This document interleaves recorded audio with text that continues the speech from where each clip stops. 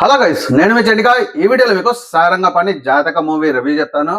And ఈ movie trailer వచ్చినప్పుడే definite గా వెళ్ళాలి అండ్ చాలా బాగుంటుందని ఎక్స్పెక్టేషన్స్ వెళ్ళాను. అండ్ ఏ ఎక్స్పెక్టేషన్స్ అయితే వెళ్ళాను అండ్ నా ఎక్స్పెక్టేషన్స్ అంతా ఇంద్రగాంటి డైరెక్షన్ పైన కానీ, స్టోరీ రైటింగ్ పైన కానీ అండ్ సిచ్యువేషన్ కామెడీ పైన కానీ ఉండే.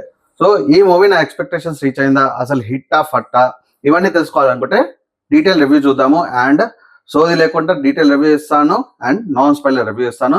So please get it to the review. Sarangapani జాతకం ఒక 2 hours 20 minutes మూవీ.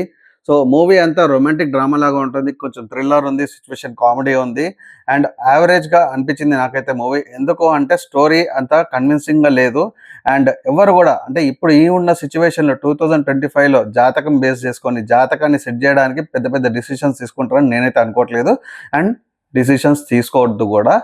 అండ్ ఈ విషయంలో ఈ మూవీ అంతా కూడా జాతకం పైన డిపెండ్ అయి ఉంటుంది. సో ప్రియదర్శిని పర్ఫార్మెన్స్ కానీ, లేకపోతే వెన్నెల కిషోర్ పర్ఫార్మెన్స్ కానీ, తాటికెళ్ళ పర్ఫార్మెన్స్ కానీ అండ్ నరేష్ గారి పర్ఫార్మెన్స్ కానీ, సో ఇలా ఎవరి పర్ఫార్మెన్స్ గురించి అయినా మనం మాట్లాడాలి అంటే సినిమా బాగుంటే డెఫినెట్ గా అందరి పర్ఫార్మెన్స్ గురించి మాట్లాడచ్చు. సో అండ్ వీళ్ళందరూ ఇక్కడ న్యాచురల్ యాక్టర్స్. సో అందరి పర్ఫార్మెన్స్ అయితే బాగుంది కానీ స్టోరీ అయితే డెఫినెట్ గా మనకి కన్విన్స్ చేసేంత ప్రకారంగా లేదు. Sarangapani Jathakam movie story line high level లో చెప్తాను. సో స్టోరీ మూవీ స్టార్ట్ కాగానే with in half an hour లో స్టోరీ లైన్కి వెళ్ళిపోతారు. అండ్ ప్రియదర్శిని తన జాతకంలో కొన్ని లోపాలు ఉన్నాయి, పెళ్లికి ముందు ఆ లోపాలను సెట్ చేసుకోవాలని కొన్ని డేరింగ్ డిసిషన్స్ తీసుకుంటాడు.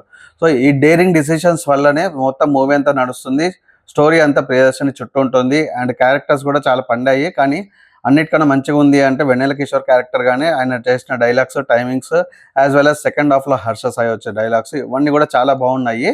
బట్ స్టోరీ నిజంగా అంత నమ్మకంగా లేదు. ఎందుకంటే ఈ రోజుల్లో జాతకాన్ని బేస్ చేసుకొని డేరింగ్ డిసిషన్స్ తీసుకోవడం అయితే చాలా జరగదు, అరుదుగా జరగదు.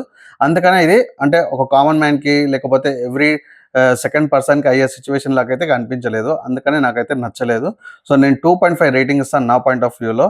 అండ్ మీకు కామెడీ మూవీ చూడాలనుకుంటే మటుకు డెఫినెట్గా ట్రై చేయొచ్చు, కొంచెం టైం పాస్ మూవీ వీకెండ్లో. And please like, share and subscribe to my channel for more reviews. నేను మీ చెడ్డిగా సైనింగ్ ఆఫ్ ఫర్ నౌ.